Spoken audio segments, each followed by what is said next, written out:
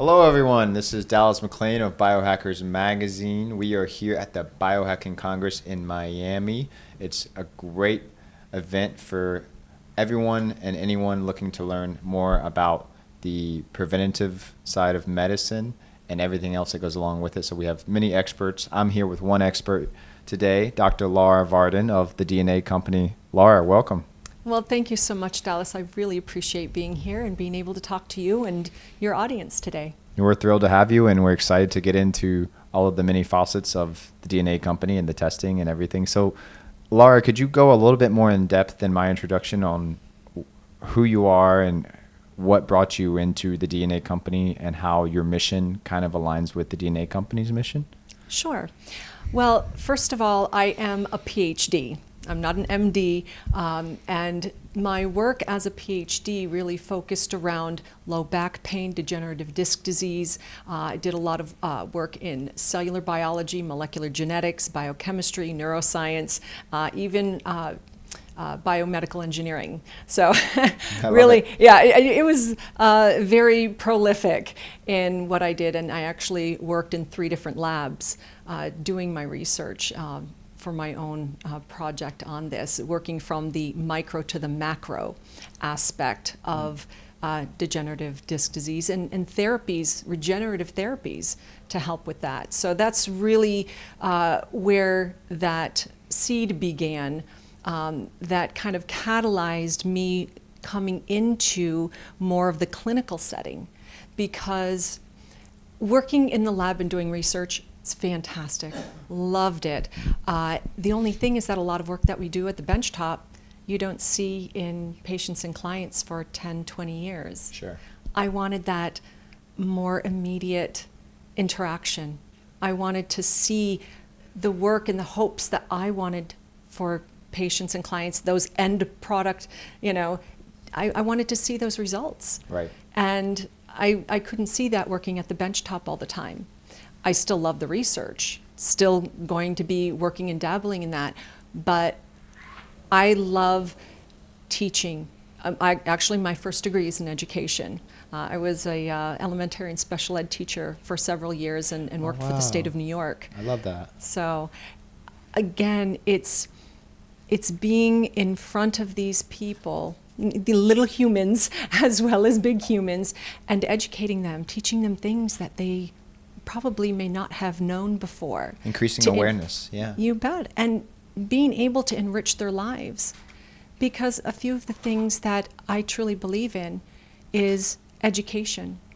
To educate in order to empower, whatever that case may be. In this case, it's in health. It's in the information of their genetics, of knowing their genes in a functional manner. And that empowerment helps them to change, to evolve. Mm-hmm. Evolve into the optimal human beings that they can be in whatever form that may, arise. Right. Because I really look at that body, mind, spirit. And it is so important to have that spiritual foundation, again, in whatever form that looks at. Definitely.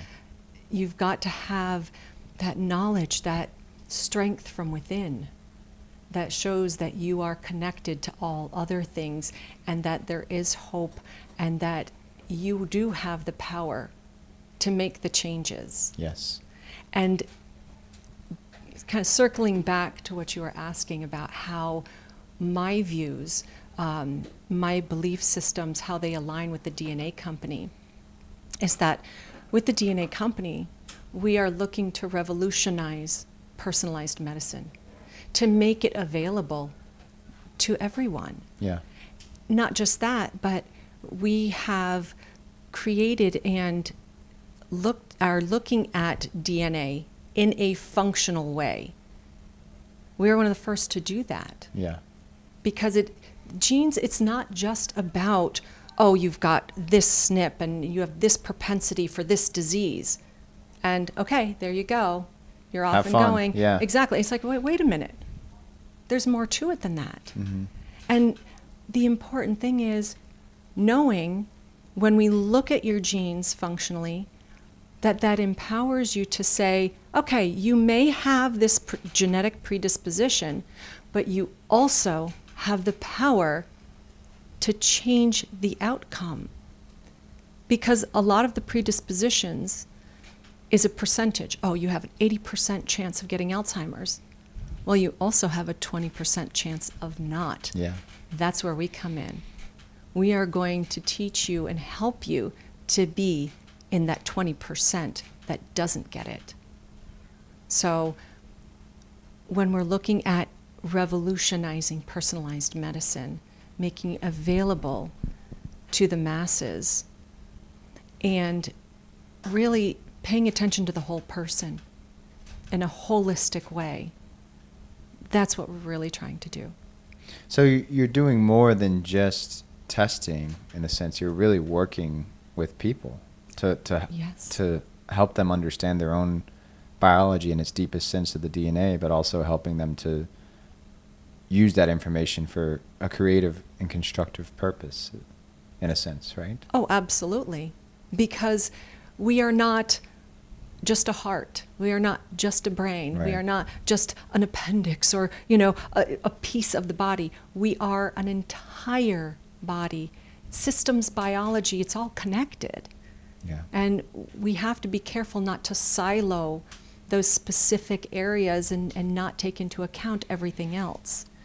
Definitely. So that's a risk today, I feel like, of getting specialized in an area so much that you kind of tune out all of the other facets of life, so that you're kind of out of the perspective on a lot of things. And that's what's great about the DNA company, and from what you've told me and from what I've worked with them in the past before, like they cover everything and don't just look at it as a body part, but look at it as just an extension of you, and talk about that with you. So can you take me through a typical protocol of what I know it differs on a case-by-case basis, but someone that walks in your door and says, I'm looking to find out more about my biology?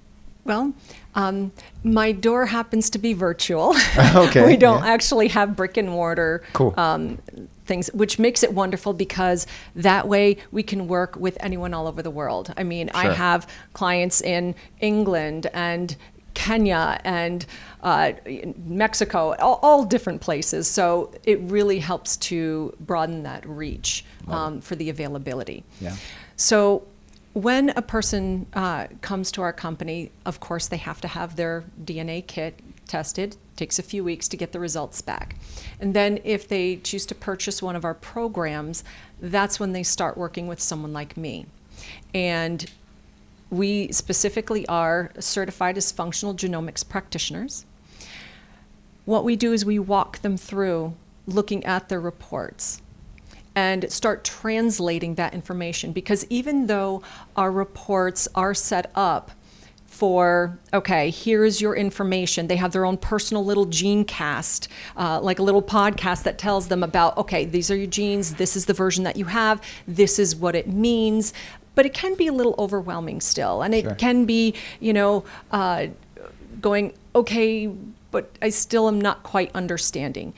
We do offer information on, well, here are some supplements that can help. Here are some information on lifestyle changes, some dietary things that they can follow. Sure. But the one thing that the reports by themselves doesn't provide is the current lifestyle situation. Because it's not like they import a bunch of their history that works into the DNA. Their Sure. DNA is their DNA. And there's a lot that we can tell just from that. But when they sit in front of me, that's when the magic really starts to happen, because I take the person where they are at that moment in time in their life with whatever chronic situations, diseases they may have, Yeah. with whatever even mental health situation that they may be in. Whatever the case is, I do a full assessment. I work with them for several hours over a span of, say, like 4 months. where I get to ask them lots of questions. They fill out comprehensive questionnaires. We look at their supplements, we look at their medications, we look at a lot of different things. So it's really taking them, holistically and saying, okay, so this is what we have. Here are your genes. Here are the pathways. Now, let's take a look. First thing that I usually take a look at is their mood and behavior, because I want to see and I want to tell them, okay, this is your brain. This is how you process information, how you take in information, how you recall that information. Do you pay attention to a lot of details? Do you have a very emotional experience? Do you recall that with a lot of emotion? Because certain aspects and certain profiles of their mood and behavior, the DNA in their mood and behavior, can actually inform us whether they have a more tendency for PTSD, anxiety, if they are more bingers or have more addictive behaviors, ADHD, a lot of different things, because how they process information, how they look at life and with their history will really determine how are they going to move forward to make the changes they need to be healthier. Right. So that's where we start. And then I start working through other parts of their systems that we look at. Cardiovascular, their detoxification pathways, looking at their sleep, looking at their hormones, their hormone cascade. That's a big one. That's very nuanced and is totally integrated when it comes to their detoxification pathways. A lot of different things. So that's like an entire session in itself, just looking at the hormones, their fitness. And then we also look at diet, nutrition, their microbiome. Yeah.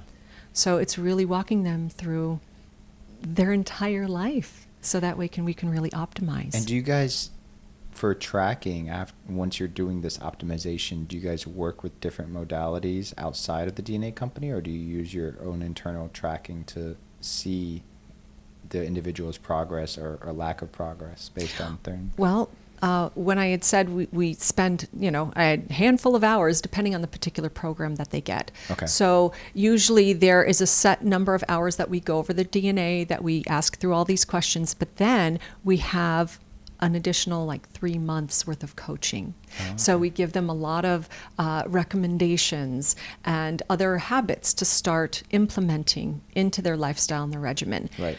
And then what we do is we follow up with these coaching calls to say, okay, so from these implementations, how are we doing? How is this working for you? And where do we need to tweak? Okay, does this work? Yes, we'll keep this. This one's not working so well. Let's shift, pivot. Let's try something else. Okay. So lots of tools in the toolbox of things that we can do to help affect a more positive outcome for the goals that they are looking for. Right. Okay. And we have that accountability and that tracking. But again, each program is through for a certain amount of time, but then we also have subscription programs where if after their initial program they want to continue, then we actually have different subscriptions that they can continue doing that. So Amazing. Definitely we keep them followed up and use a lot of different devices and other information, so that way they can then move forward and be more independent on that. Again, a matter of empowerment. That's great. I love it. And it's very insightful, I feel like, when someone shares that experience with you of when they're going from place to place to try to find answers, and maybe they finally settle on the DNA company, for example, and they see these tests come back. And at first, maybe it can be overwhelming. I'm sure we've all gotten results back sometimes that we're like, well, how do I interpret this? And this is a little overwhelming. So how do you approach a situation where someone is feeling a little overwhelmed and they're not sure what to do with this information, or even where to start? Where do you guys usually start when you're trying to make these little tweaks of improvement based on I'm sure it's a case-by-case basis, but generally, what areas do you guys start with? Well, where we start is really dependent on what the client's goals are. Okay. So, because obviously they will be more motivated to make those changes if it's something they really want to change. Of course. So, for example, and this can sometimes seem a little surfacey. Say they want just to lose weight. Okay. Okay. Well, that's a wonderful goal, and yes, that can lead to health, but this is something where we would look at, okay, first of all, getting the whys. What is the motivation?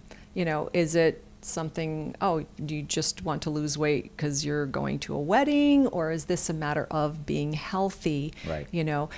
Because that will make a difference on compliance and a lifetime of change rather than just a short term and then going back to regular habits. Definitely. So knowing what their motivation is very important. But I get a lot of clients who have some chronic conditions. They have mold toxicity and the fatigue level, brain fog. They just are not feeling themselves. And they're like, I want to learn. I want to fix this. I want to get my energy back. I know how that feels. I've been there. So, when you don't have energy to even, get out and go for a walk, it can be difficult to say, oh yeah, I'm going to, go to the gym and do this. And it's like, I can barely get out of bed. Yeah. So again, taking the person where they are. So in something like that, we'd have to say, well, okay, let's take a look at your history. What's been going on? Is your reason for not having the energy due to mold toxicity? Well, in which case, we need to take a look at where those sources are. We need to mitigate, your exposure, and also look at a lot of other different things that they may not have even thought of, that they are getting toxic exposures that their body is just overwhelmed with. Yeah. Okay. So you're absolutely right. It is a case-by-case basis. But knowing the DNA is very helpful because we can see, do you have a suboptimal detoxification pathway? Because we look at 4 major detoxification pathways. We look at the methylation pathway, glucuronidation, antioxidation, and the glutathione conjugation. These are major aspects that can give us insight where people may be having problems, and even into hormone health. That's another big one that I have a lot of clients, especially women. When it comes to women's health, it really has been so swept under the rug. We really have not gotten the focus and the due that's needed, especially during the change of life, moving into perimenopause, menopause. Yeah. I've actually done a few webinars recently in the last few months on that specifically. Why do you think that is, that they're not getting enough attention, or it's being swept under the rug? Is it just a lack of awareness in the general community, or? Well, I think women are very aware of it. Trust me, we're very aware of it. But I can't say for sure. It has been a historical fact that men have dominated the scientific and medical communities. That has been changing. And women's health, women's initiative has been a little bit more on the forefront, not enough. Yeah. But I think that part of the reason is because it is so complex. It is. That it's, we just don't know. Yeah. It's like a big black box where it's like, oh my goodness, okay, where do we begin? Yeah. And I think that knowing the DNA, looking at it the way we do, through a functional lens, Yeah. looking at the entire cascade, looking at how quickly does that particular female convert testosterone to estrogen? Are they converting testosterone into DHT, that dihydrotestosterone, maybe more than the next person? Yeah. Because we look at 3 major areas. We look at their hormone profile. For example, are they estrogen dominant, androgen dominant? Are they balanced? There are different profiles that we look at. Sure. Also looking at Okay. Are they making more toxic metabolites, the estrogen metabolites, which can be very inflammatory? Yes. Okay. Are they making more of one or the other? Because there's actually 3 metabolites that are made. And then the final thing is, how well do they clear these metabolites and their other sex hormones? That's really important. Of course. So, and it's not just that. You also have to look at their lifestyle. I mean, that's the genes part of it, the Right. genetic, the functional genomics part of it. Right. But this is where asking about their lifestyle.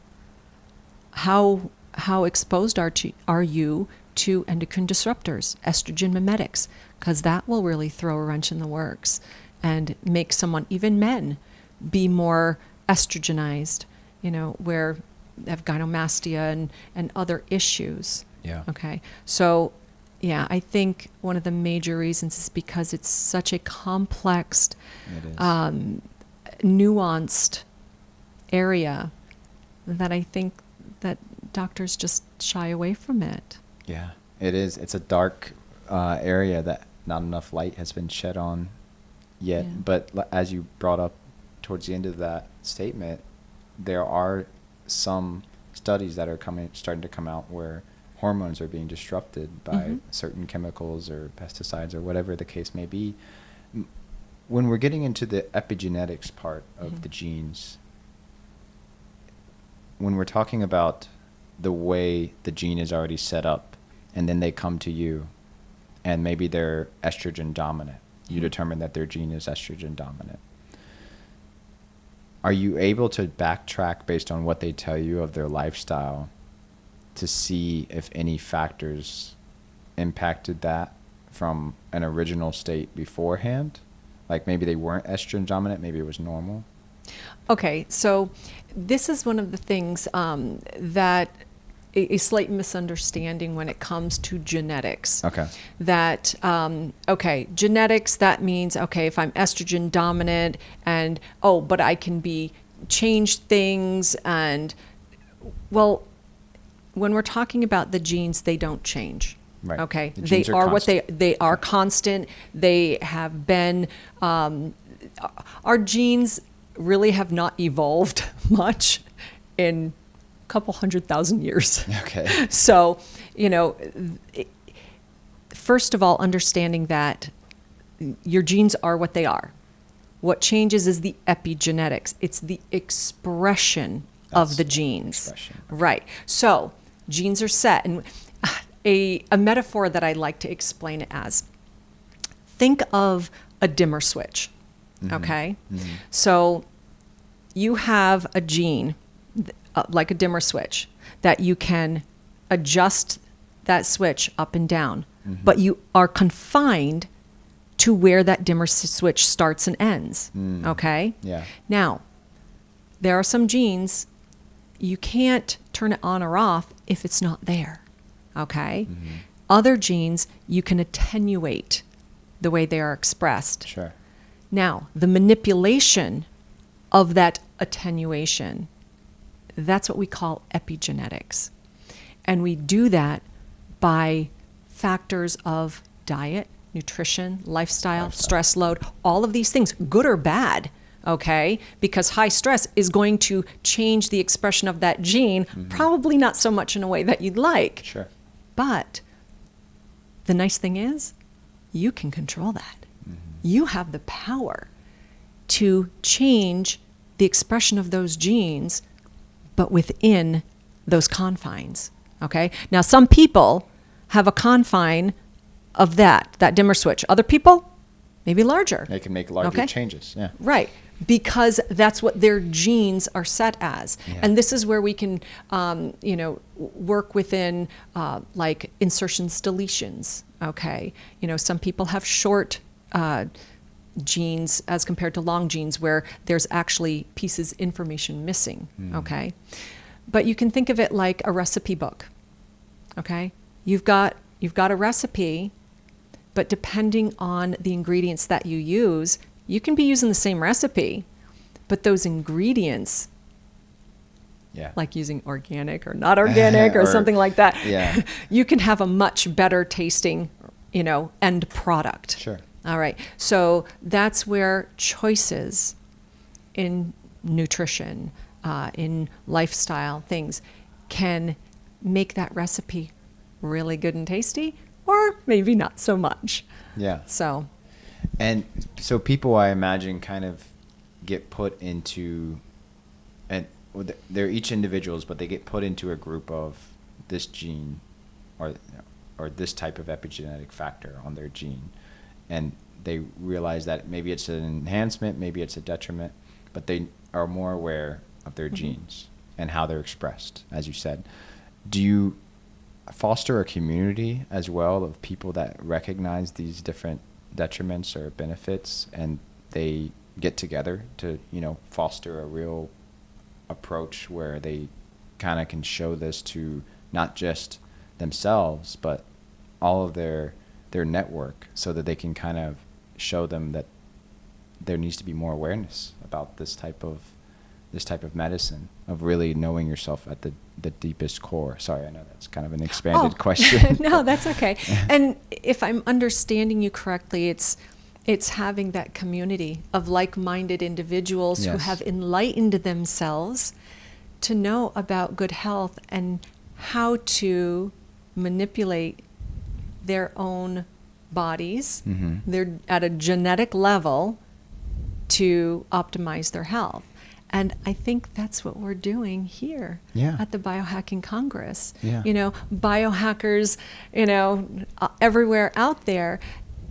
Not just that, but looking at the functional medicine space, looking at people who are into holistic health, into natural healing. Yeah. Because it's not just about, diet, nutrition, or the latest technologies. It's also getting back to basics. Yeah, it is. It's getting back to touching the earth, to gardening, putting your hands in the soil, walking barefoot in the grass, going for a hike in nature, just being out in nature. Do you know laying down on the ground for 15 minutes actually improves blood flow? It changes the electron capabilities of the red blood cells, because sometimes they can stick together and look like stacks of coins. And just through grounding, that actually helps to change, to let them flow in the blood better. Wow. And phenomenal. It's free. Yeah. This is free. Basic. You don't need to spend $200 or more on a device to do something as simple as that. Yeah. There are so many free tips for better health. How about breathing? We breathe over 20,000 breaths a day, but most people, shallow breaths. They are not getting air into all parts of their lungs. That gas exchange, that energetic exchange with our environment is so important, and has been shown that it improves not only oxygen, oxygen exchange, which we need, but also your health of your immune system, of your brain functioning, so many different things. Just in breathing deeply. Not to mention that also helps to activate the vagus nerve, that parasympathetic state. Rest and digest. That is the state we need to be in to heal. Did you know our bodies are always in a healing state? That is the natural state, is to heal. Just like when you cut yourself. Yes, it'll bleed. Okay, what do? Why wash it off? Bleeding will stop. You'll get a scab. It heals. The body's innate healing process. Absolutely. Yeah. But there's a lot of times we have to get out of its way and let it do You're that. Right. You're totally right. We also have to give it those basic nutrients it needs, because not everything is made on board. When you're talking about your essential nutrients and your essential amino acids, there's 9 essential amino acids that we need to take in. We have to take that in through food, through the liquids, we have to get it from outside. Those are some basic building blocks our body needs to do the healing. Right. Trace minerals, very important. Yeah, you have to supply it with what it needs. Absolutely. You have to give the body the attention it truly deserves so it can function in its optimal state. Isn't it interesting that the biohacks, a lot of the ones you just mentioned, are so basic and so free, and it is an exact parallel with the genes. They're just so basic. They're the fundamental building blocks, of life, so to speak. And just knowing that and aligning it with putting your hands in the soil or grounding yourself is having a direct effect on something so basic as a gene and its expression by doing those types of basic just hacks that everyone can do. It's just taking the time out of your day to do it. Another thing, gratitude. Oh, vitamin G. You bet. Because this gets back to mood and behavior, the brain, how you're thinking. You want to bring joy into your life. You want to start healing. Showing and speaking gratitude is absolutely tremendous. And again, it is free.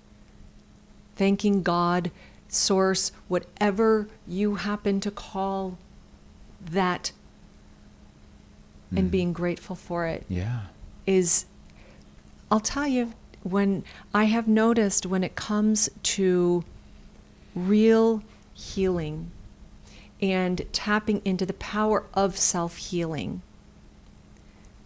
that component of spirituality, of gratefulness, of being grateful and voicing that to that power larger than ourselves is foundational. Oh, yeah. It's a keystone. Essential. So that this is where getting into that spirit, the mind, body, spirit aspect, it's not just mind and body. I agree.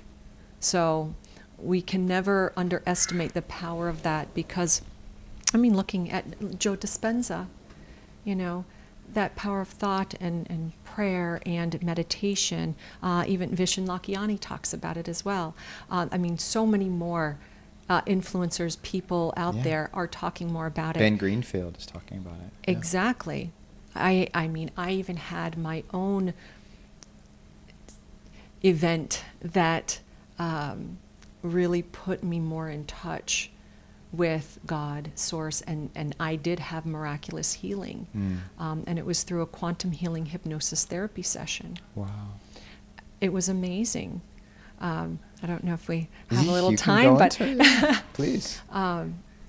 I was very active and athletic when I was young. I was a professional figure skater, did all kinds of sports. I just had more energy than I knew what to do with. And, even into college, I always very active. I became a teacher. And then one day, it was February morning, driving home.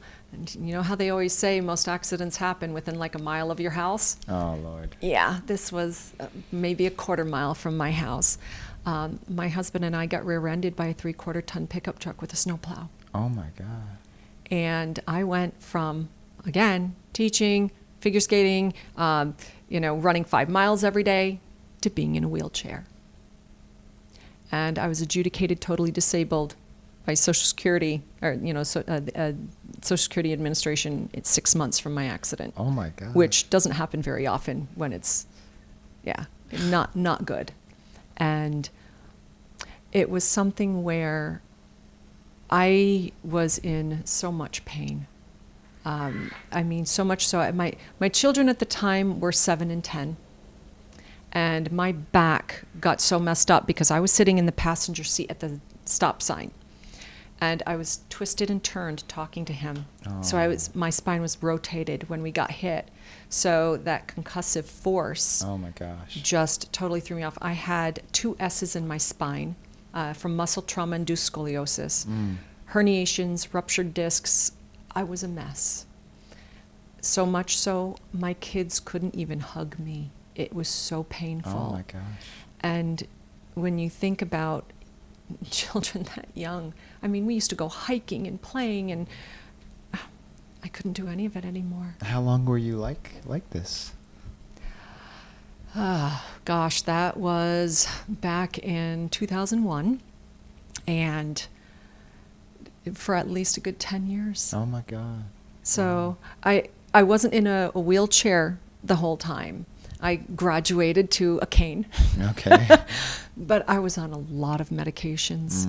Of course, back then, early 2000s, that's when like Purdue Pharma and pushing the narcotics, I was on OxyContin, MS-Contin, hydrocodone, APAP, Oh my gosh. Neurontin, Tramadol, all these Painkillers and stuff. It was horrible. But what was I? I was doing what the doctors told me to do. Right. I was like a walking pharmacy.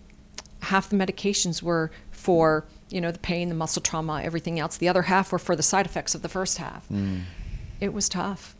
And yeah, I went through physical therapy, water therapy, acupuncture, massage therapy, you name it. I tried it. Had 2 open back surgeries. I have cages, metal rods, plates. Most of my lumbar spine is fused, and really tough. Wow. But it was just this treadmill. And I was like, okay, yeah, I can't keep doing this.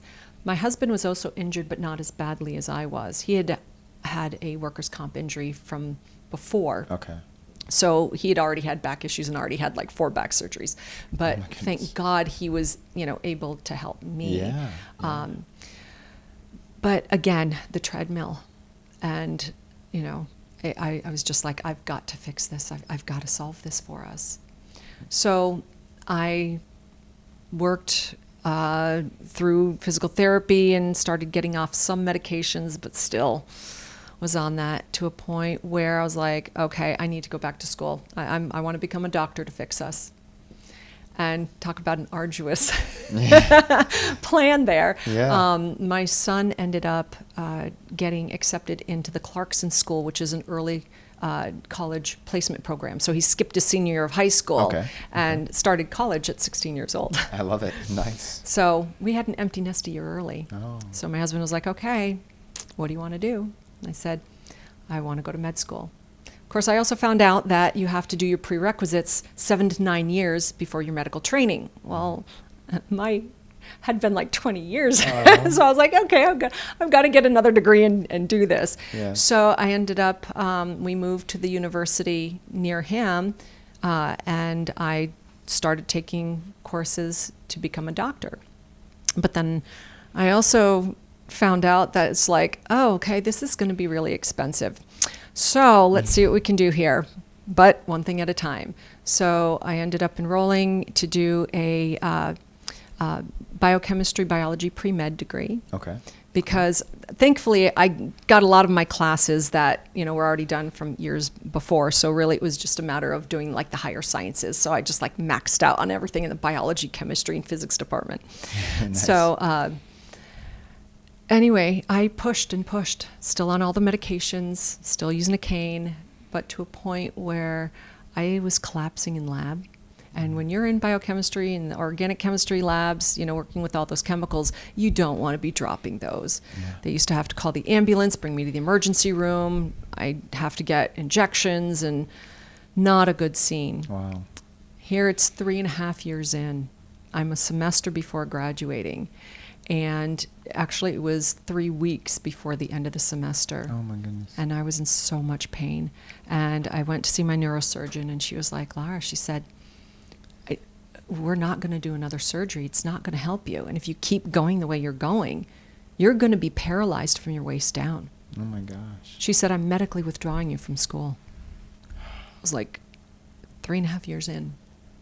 And I'm like, oh crap.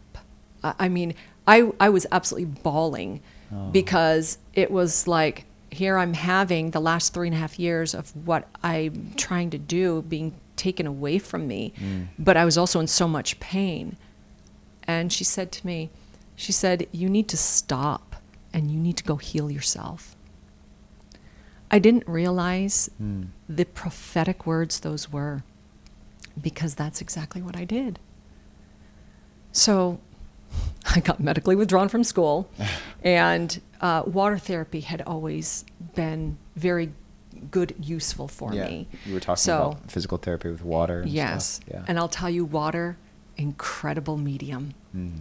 So there wasn't water therapy where I lived at that university. So I ended up moving 2 hours away, moved in with my daughter because there was water therapy there.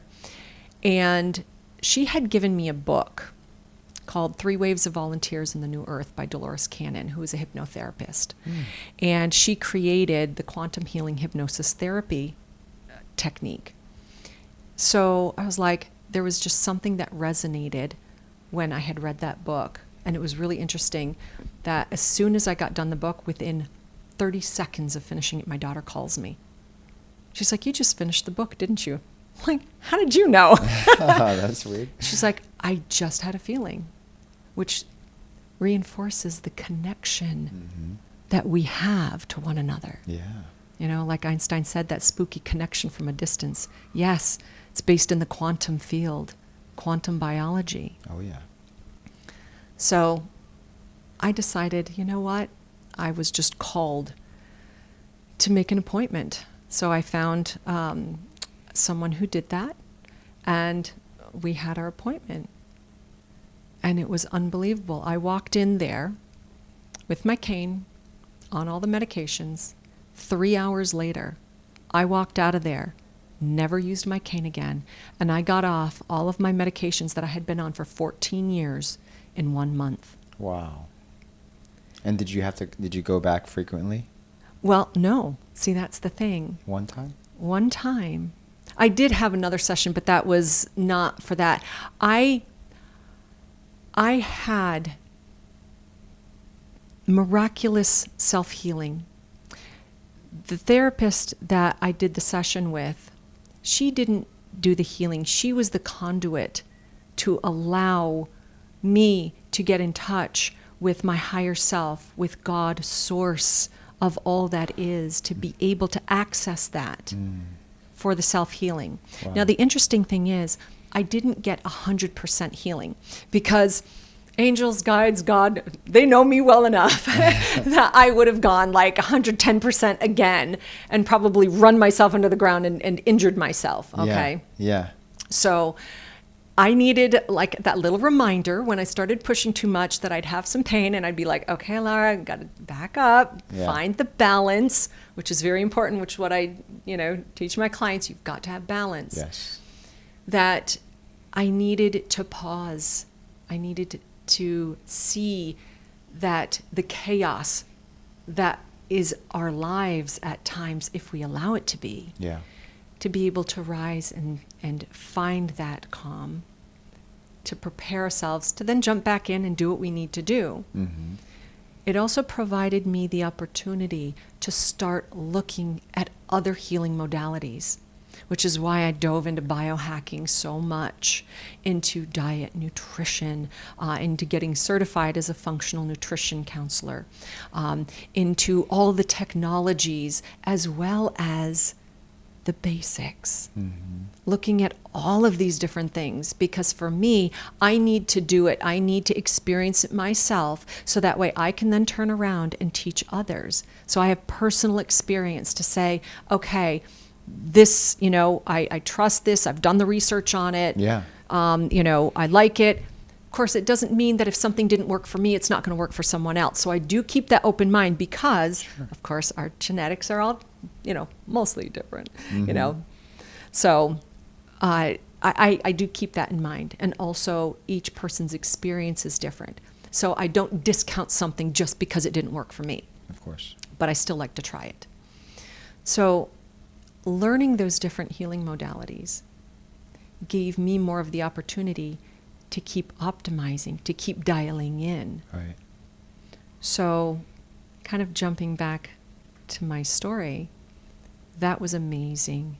Healing, it gave me enough to say, okay, I'm ready to go back. So that following fall, re-enrolled in school, finished up because I had to redo that semester that I had lost. Oh, yeah. So I had graduated the following year, summa cum laude, with the wow. biochemistry biology degree. But then it was like, oh, okay, med school. At this time, my son had just graduated. My daughter was in college. I was in college. I'm like, okay, so not getting any younger, certainly not getting any richer. What am I going to do? Well, I had been doing research.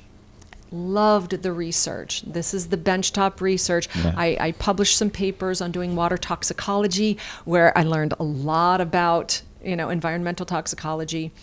Wow. And my advisor was like, Lara, why don't you get your PhD? And I'm like, okay, how much is that going to cost? He said, nothing. What? Nothing. What do you mean, nothing? He's like, yeah, in the sciences that we do, he said, you can get a research assistantship or a teaching assistantship, and they will not only pay you, they kind of like wipe the your tuition, and you get your stipend. I'm like, sold, yes. Wow. So ended up applying to actually one university. It was the same one my son had graduated from. We actually took a course together, stem cells and regenerative medicine. Loved it. Actually, he loved having me in his class with him because we got to study and take our tests. Yeah. So, Cool. so I ended up, the professor was chair of the department, and his research was on spine work and regenerative strategies. And I thought, how appropriate, because it was something I personally went through. Yeah. I knew the struggles, I knew the pain, I knew the psychological aspects. I've been there, done that. So it's like, if I can be on the other side to see if I can come up, and learn about regenerative strategies, looking at stem cells, looking at therapeutic injections, looking at, nutrition and how that affects, all the better. So that's what I ended up doing and getting my PhD. So it was one of those full circle type of things that when I was participating in a summit, and actually it was Biohacking Your DNA, that Kashif Khan, our co-founder, was hosting, and Dave Asprey was one of the supporters of that. And Kashif was like, hey, for practitioners, we are looking to bring on practitioners into our company. We've got an offer for you if you want to get trained, and you can see if this is something you want to do, and, we'll go from there. So that's what I did, and it's kind of like the rest is history. It ended up, working out so beautifully in the fact that where I have surrendered to the flow of where my life path is. Yeah. It's just saying, okay, God, you've got plans for me, use me. Let go and let God. And it really has just been so tremendous. I am so incredibly blessed with the people like yourself, that I get to meet, that I get to talk to these brilliant people all the time. I get to interview amazing people and their companies and learning more about what's out there, because it really is a joint effort. One person cannot do it all. A rising tide raises all ships, and it's us working together by getting the information out there to all of these people, to educate them, to empower them so they can evolve. It's just beautiful, and I'm just so honored to be here. You truly have found your vocation, I think, and that story is such a great illustration of the importance of never letting go of that desire to find what you're meant and what you're called to do here. So I think that's beautiful, and thank you for sharing that. That was an amazing story. What you said about balance, I feel like, is so important. It cannot be overstated, especially in today's world. I know probably a lot of people watching, and myself included, I feel overwhelmed at times when things don't go according to plan, or you have more things on your task list than you can throw a dart at, and it's scary.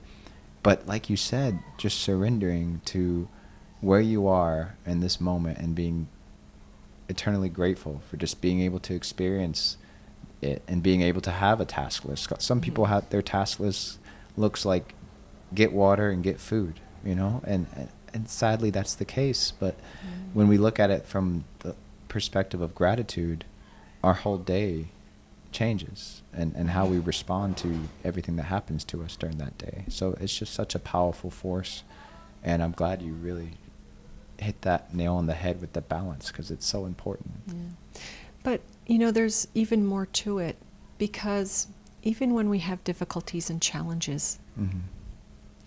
I view it as opportunities. As adventure, yeah. Absolutely. They are opportunities that give us learning experiences. Mm-hmm. For example, people would think, oh, wow, got rear-ended by, you know, this truck and you were disabled and did all that. Yeah, wasn't fun. Mm-hmm. It did hurt. Yeah. But you know what? I am so grateful for that experience. Yeah. I actually treasure that event in my life because it was a catalyst for shifting my direction. Yeah. And putting me on the path that I am on today. If that hadn't happened, Mm-hmm. I couldn't imagine where I would have been. Probably wouldn't be here talking. Yeah. Exactly. Yeah. And I love the path that I am on now. Yeah. So even in situations that can seem horrendous, horrible, you know, even almost being a victim of, you know, this situation, Mm-hmm. actually, it could be a gift. It can be, yeah, for sure. It's a matter of recognizing it. And sometimes, okay, you know, not hindsight, okay, it certainly didn't feel like a gift back then. Right. But I didn't understand things the way that I do now. Right. And if someone can have that insight going, okay, they're a difficult situation, but what can you learn from it? How can you be an advocate for others? You know, just like people, you know, a child having cancer. Yeah. It is a terrible thing. Mm. But when you look at the beautiful things that can come from it, bringing people together, Yeah. helping that child, even having awareness for a particular, you know, type of cancer, bringing education to that. Yeah. It doesn't have to be all difficult and horrible. And doom, yeah. Right. There is light and love and support and community and, you know, awareness that can come from things like that. Yeah. We just have to be able to recognize it. You're right. And the outlook is so important, the perspective of how you view that situation. And there's a saying, like, you don't pray for that situation to get easier. You pray for getting the strength from God to get through the situation, or however you get through it, it brings you closer to that higher version of yourself, or brings people around you closer to their higher versions of their self, which is, in a sense, what we're all here to do, is just understand more about this and that. Yes. and put it together to build a fruitful and fulfilling life. I don't know if that makes sense. Or Oh, absolutely. Yeah. I mean, it's also something to understand that we have a body. We are not the body. Yeah. We are a spark of God, of Source. You know, we are using this body to interact with this three-dimensional world. Yes. You know, to have the experiences, to have the learning, okay, that we are meant to have. Yeah.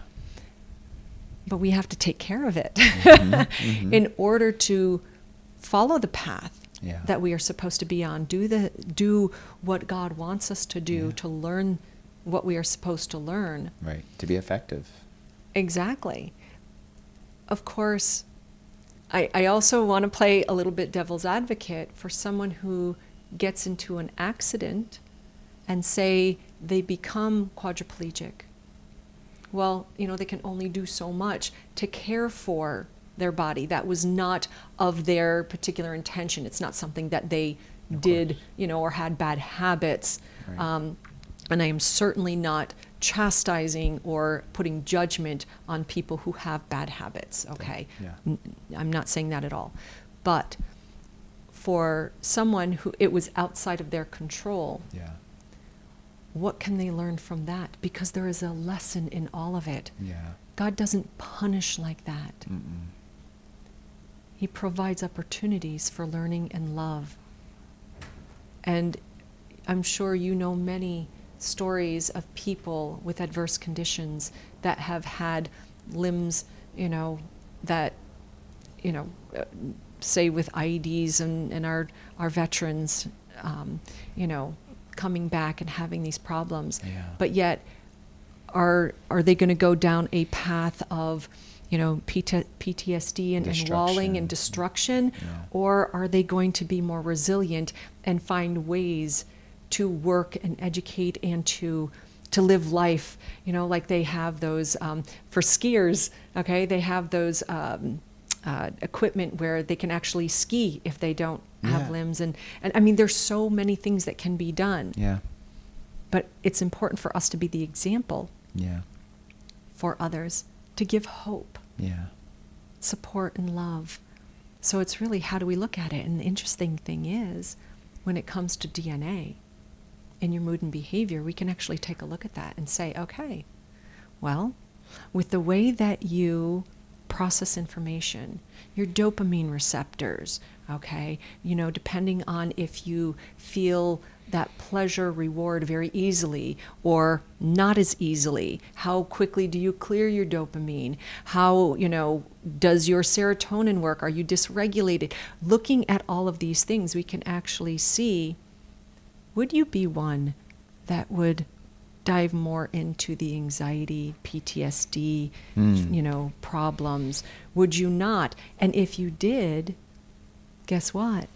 There are techniques that we can adjust by changing the context. Because really, when it comes to mood and behavior, it is not that there's a good profile or a bad profile. It just is. It's being aware of it. Yeah. And changing the context. So you travel down a beneficial path instead of a destructive path. Same profile. Yeah. It's just recognizing it. You're right. So it's, again, education and empowerment. Awareness, education. Mm-hmm. Education can change so much. I feel like it provides those opportunities. It provides people to see moments as opportunities that can help, all around. So I love that. I think we've covered a lot here today. And I love your story, and I could talk for 2 more hours, especially about the spiritual side of things and everything. That's fascinating to me. And I hope we can do this again sometime, Dr. Varden. It's been an absolute pleasure. Please, I'm going to give you the last word. This is Dallas McClain of Biohackers Magazine from the Biohacking Congress. I'm going to let Dr. Lara Varden tell all the listeners and viewers how they can find out more about the DNA company and the type of work you guys are doing. I'd like to first say thank you so much for taking the time to listen. I hope you have gained some insightful information and maybe even a little insight to start making the changes in your life to make it more optimal, to be the best you can be. You can find us at thednacompany.com. We also have the DNA Company YouTube channel. On that channel, we have a lot of our podcast clips. We have webinars that you can watch. A lot of wonderful information. I'm also available on Instagram at Dr. Varden Official. And if there's any other thing, our new podcast. We actually have the Unpilled podcast with Kashif Khan. We've rebranded it to the DNA Talks. So if you are subscribed, you'll automatically be switched over, or you can just look up the DNA Talks and learn a lot more. We have 2 seasons that we had wrapped up, and our new season is starting later this month. So thank you so much. I so much appreciate it. Thank you, Dr. Varden. Thank you, Dallas. Thank you, Biohacking Congress.